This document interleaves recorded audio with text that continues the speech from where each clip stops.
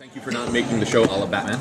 Well, thank you. Thank you. You know, it's hard because the character is, the character basically exists to be a Batman ripoff. Right. So it's... But I mean, like 1960s Batman. Yes, that's... well, absolutely. Look, I'm a huge... comic book fan, and I remember. It's funny. I not to digress too much, but I remember the days of comic books being very much on the outskirts of pop culture and sort of being the ugly stepchild of pop culture and not being taken seriously and being thought of only for kids. And I think the 1960s Batman show did a lot of that, and it was very damaging, I think, to the industry. So I would never want to participate in sort of pulling us back there. I think it's amazing to me what comics have achieved in terms of pop culture. You've set up a very Norman Harry Osborn-esque situation between Tommy and Malcolm. Yeah. Where now Tommy knows Ollie's secret, and he's on the verge of finding out his father's secret, and now he has to decide on his loyalty between the two. Yeah. We were joking already. Does Tommy get a bow for Christmas? I'm picturing like a bow-shaped, wrapping paper. It's like, gee, Dad, what could this possibly be? Are we seeing this dichotomy of Tommy trying to weave in and out very carefully and riding the line between his loyalty to his father and his loyalty to his party buddy? Well, I think, this is something that's going to really start to come to a head with this Wednesday's episode. And you'll start to see where Tommy's trajectory is going to go for the final 4 episodes of the year as a result of the events of episode 19. In terms of, Tommy's loyalty, it's complicated for him because he's obviously had this very fraught relationship with his dad that will now start to heal a little bit, and he has to ask himself the question: am I my father or am I my own man? Which is a dilemma that parallels Oliver's own journey as well. Also, you've introduced Roy Harper, which is great. You've already given him a gun, and we know through his various incarnations he's been Speedy, he's been Red Arrow, and he's also been Arsenal. Are we leading more towards an Arsenal route with being a bit more edgy rather than the Red Arrow or Speedy incarnation? Well, I think we've written the character to be very edgy. His background as a gangbanger and a criminal and everything. I think it just sort of honors, who he is. One of the things I've been trying to do is get a character to call him Speedy, just to, confuse the issue a little bit, because we never want the audience to know completely where we're going to go with any of the characters. I think that's sort of been borne out in the episodes that we've been doing. We will, I think, start to see, we think of, I want to answer your question correctly.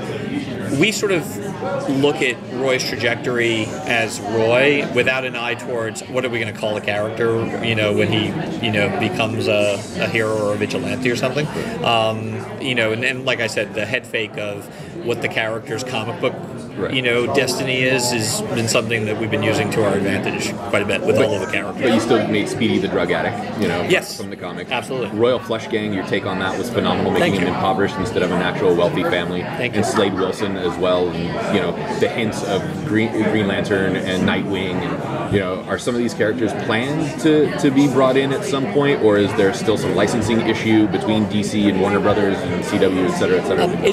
It's never a licensing issue. It's always a apportionment of assets issue. Obviously they have a lot of characters, but they also have a lot of different projects, both TV and film, and they understandandly don't want Dick Grayson to appear in Arrow if they're going to do Dick Grayson in a movie.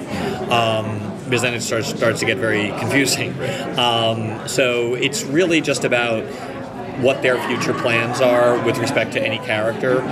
But they've been, really great about letting us sort of reference Bloodhaven and, reference Coast City. And we talk all the time with DC about what about this character one day, what about that character one day. One of the things that's nice about the success of the show is we're able to talk in terms of multi-year time horizons, so that even if Dick Grayson is not going to appear in episode 201 of season 2, we can talk about whether or not Dick Grayson will ever appear on the show. And that's, part of the fun for us is planning ahead and and thinking, oh, one day we could do this character, one day we could do that character, and here's how we would do it. And we've already, had a meeting with DC about the DC characters that we would probably see next season. And we, but it always starts, I will say, you mentioned the Royal Flush Gang, it always starts with our stories.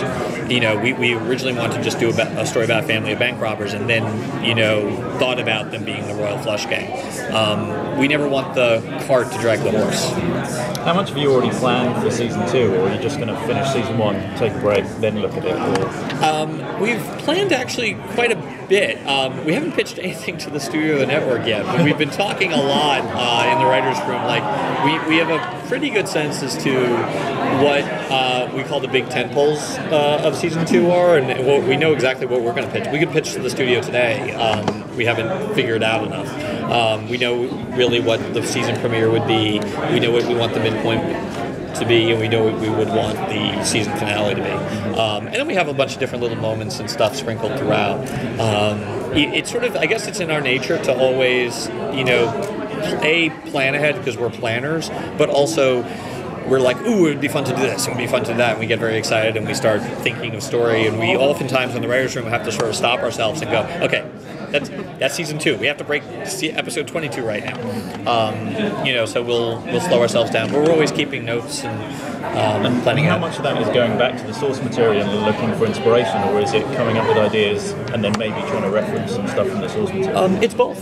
It's both. There's actually a storyline for like season 4 or 5 that is very much inspired from the comics. But I feel like we should probably wait until season 4 or 5 to do it.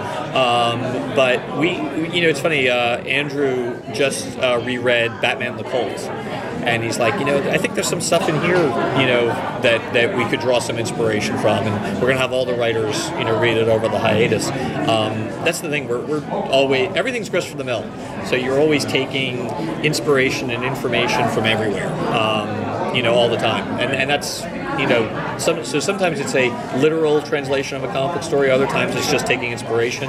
Other times it's coming up with our own story and then sort of retrofitting in.